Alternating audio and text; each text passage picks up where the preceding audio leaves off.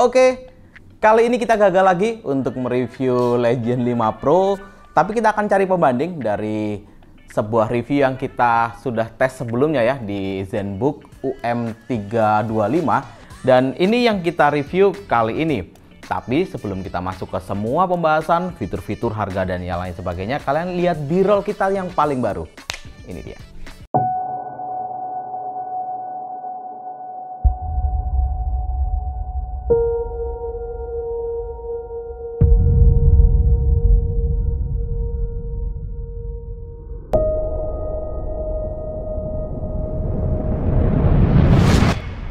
Oke, gimana? Keren nggak B-roll kita? Jadi B-roll ini dibuat khusus untuk permintaan kalian yang katanya sudah bosan dengan B-roll kita sebelumnya.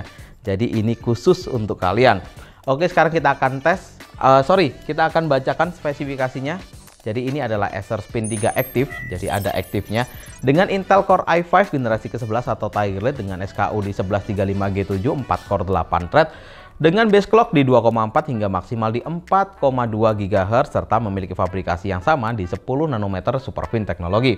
Untuk TDP-nya di rentang antara 12 watt hingga 28 watt sesuai dengan kebutuhan kalian atau performance apa yang kalian butuhkan, sekencang apa itu akan mempengaruhi TDP-nya.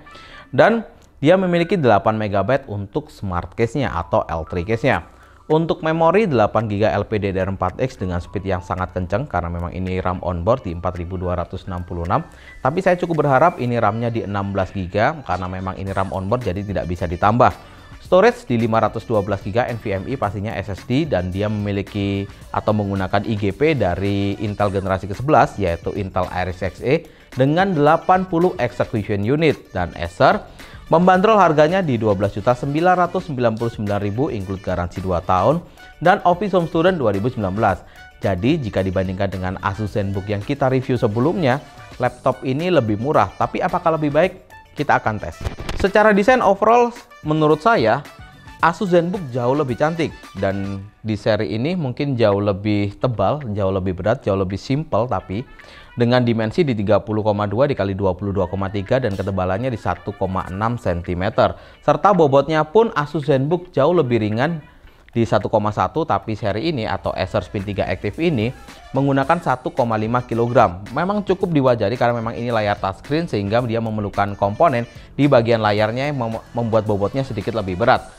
Tapi untuk desainnya sendiri dia lebih kotak memang, karena memang dia menggunakan golden ratio di 16:10 untuk layarnya.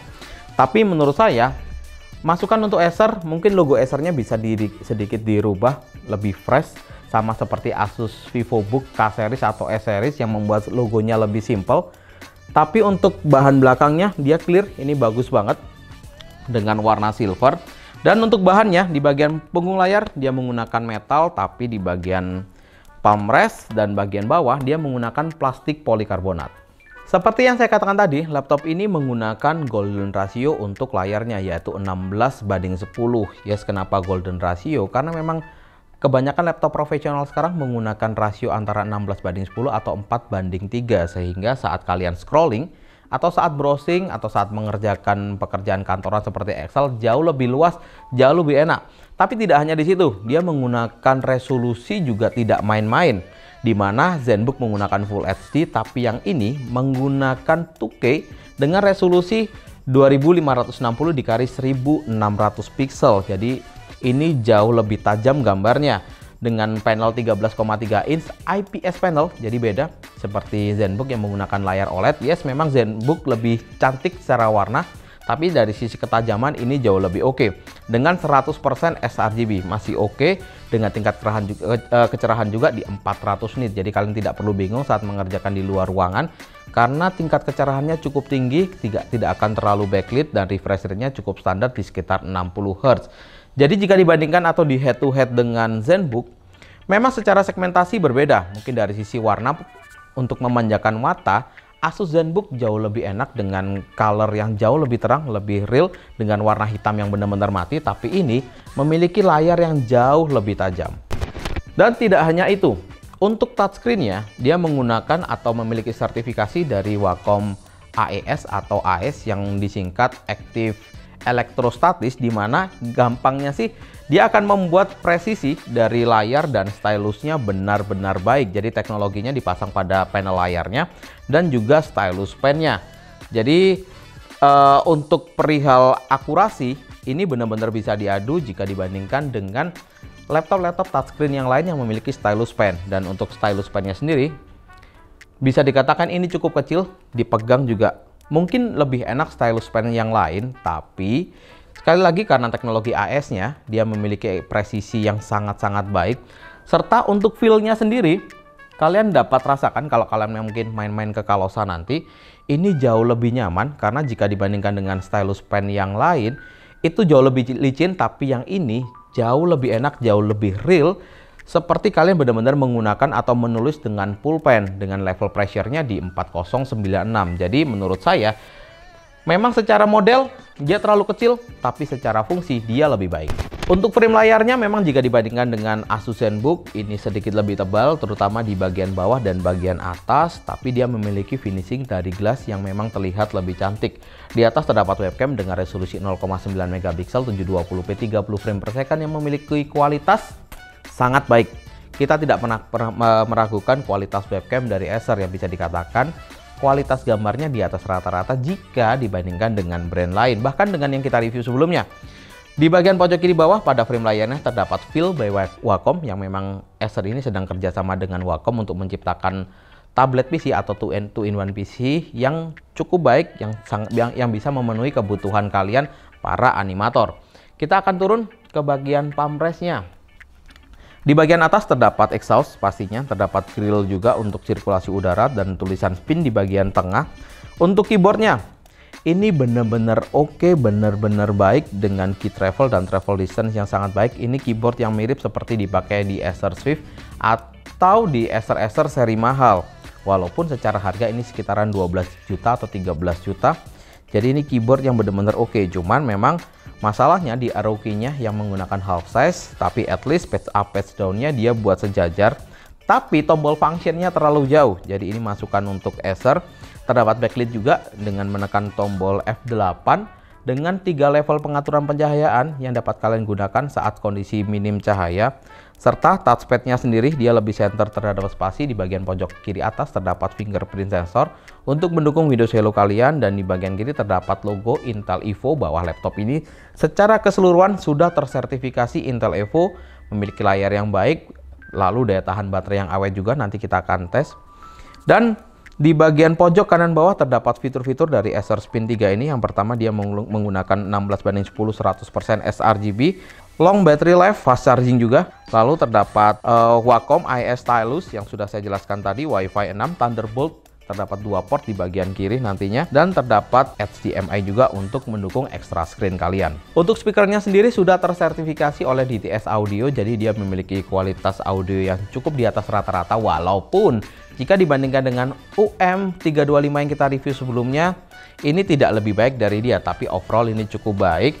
Untuk portnya ini dia cukup lengkap, paling tidak dia memiliki 2 port Thunderbolt 4.0 serta memiliki always on USB.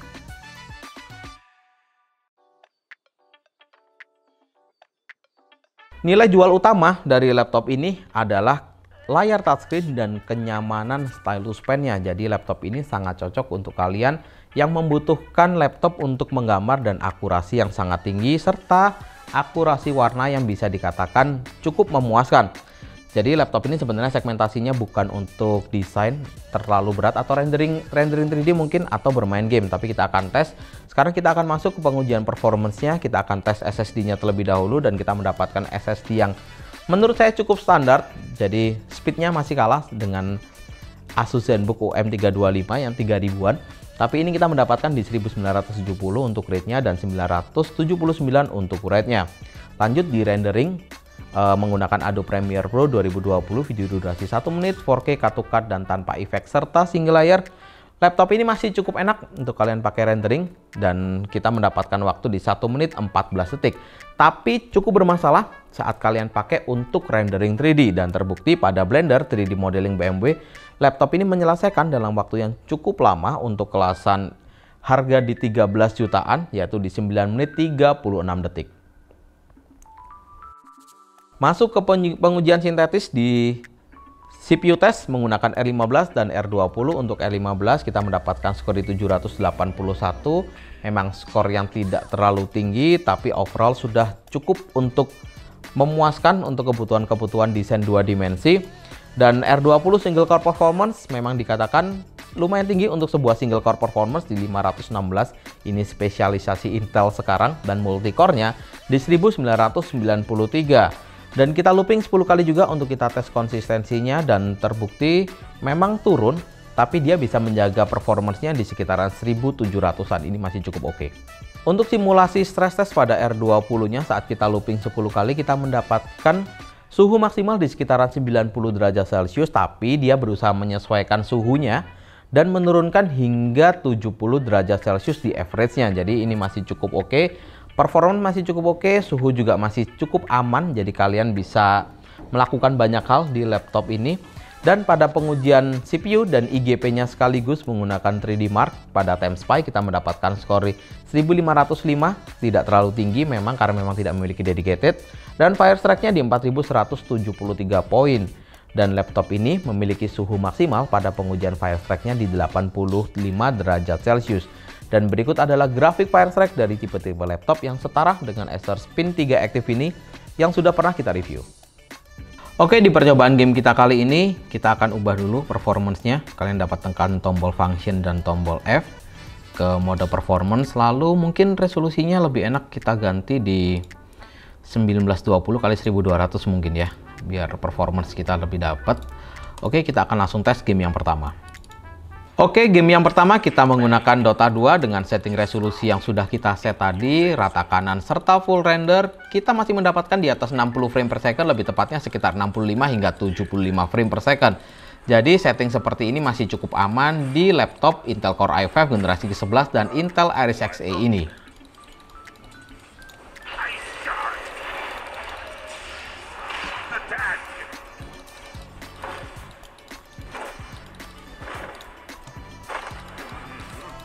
Kita tes game selanjutnya di CSGO dengan setting resolusi yang sama dan grafik kita buat very high.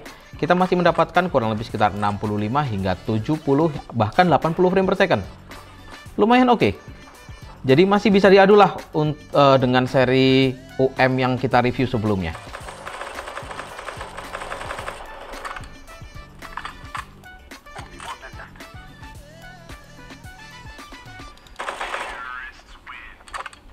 Oke, kita ke Genshin Impact, game yang lebih berat dan menuntut grafik card yang lumayan tinggi. Pada setting medium, kita mendapatkan kurang lebih sekitar 40 hingga 50 frame per second. Jadi cukup oke, masih cukup bisa diandalkan.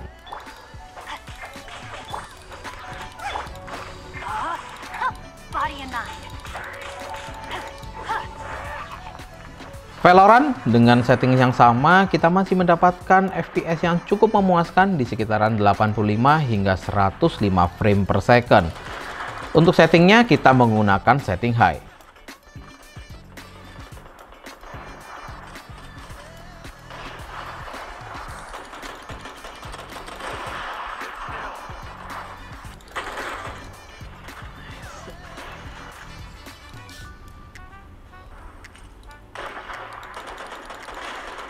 GTA 5 dengan setting grafik normal dan tekstur kita buat normal, tidak buruk-buruk amat. Kita mendapatkan kurang lebih sekitar 55 hingga 70 frame per second. Not bad lah.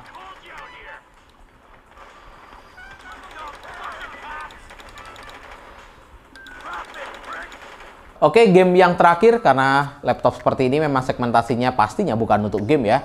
PES 2021 dengan setting resolusi 1920 x 1200, kita mendapatkan kurang lebih sekitar 45 frame per second. Jadi masih mirip-mirip lah seperti Ryzen dengan integrated graphic. Dan kalau kalian turunkan resolusinya lagi, kalian bisa mendapatkan FPS maksimal di 60 frame per second. Cukup oke. Jadi ini hardware dari Acer Spin 3 Active. Kalian dapat menambahkan storage di bagian pojok kanan bawah dalam bentuk M.2 NVMe. Dan kapasitas baterainya sendiri cukup gede di 54,5 Wh. Dengan embel-embel Intel Evo, artinya daya tahan baterai ini pasti awet. Dan pada pengujian realnya kita mendapatkan waktu kurang lebih sekitar 10-11 jam. Itu tergantung software yang kalian jalankan dan pengujian kita seperti pekerjaan kantoran standar dengan brightness 50% dan backlit kita buat off tapi terkoneksi WiFi. Mungkin jika kita matikan WiFi-nya bisa jadi laptop ini bertahan sesuai dengan simulasi dari Acer di 15 jam. Jadi masih cukup oke, masih cukup enak kalian bawa kemana-mana tanpa menggunakan charger. Dan bisa dikatakan laptop ini sangat cocok untuk kalian para desainer 2 dimensi, para fotografer yang membutuhkan akurasi warna, dan para animator yang kalian bisa tanpa repot-repot bawa pen tablet atau Wacom yang lain untuk kalian bisa gambar. Kalian cukup bawa laptop ini dan kalian bisa langsung gambar di layarnya, dan feel-nya juga sangat-sangat enak, bisa dikatakan di atas rata-rata jika dibandingkan dengan PC tablet yang lain atau 2-in-1 PC yang lain. Jadi ini sangat saya rekomendasikan. Kesimpulannya, untuk desain kita berikan skor 8, untuk fiturnya kita berikan skor 9, dan performance jika kita bandingkan dengan harganya kita berikan skor 7,5. Oke, cukup sekian pembahasan kita dari Acer Spin 3 Active ini. Jangan lupa kalian like, kalian share ke teman-teman kalian. Bisa jadi teman kalian membutuhkan referensi laptop seperti ini, dan jangan lupa subscribe channel kita agar kalian tidak ketinggalan video dan informasi terbaru dari kita. Dan juga jangan lupa follow sosial media kita karena cukup menarik dan cukup informatif. Kalian bisa mendapatkan banyak informasi di sana. Dan jangan lupa subscribe sekali lagi. Saya Rico. See you on the next video. Oke, bye-bye. Kalosa Shopping Surprise hadir dengan memberikan surprise di setiap pembelian barang Anda. Caranya mudah, cukup kumpulkan kupon pembelian dan dapatkan hadiah total ratusan juta rupiah. Dengan hadiah utama, Honda CBR 150R dan Honda All New Beat. Shopping di Kalosa, dapat surprise, dapat hadiah.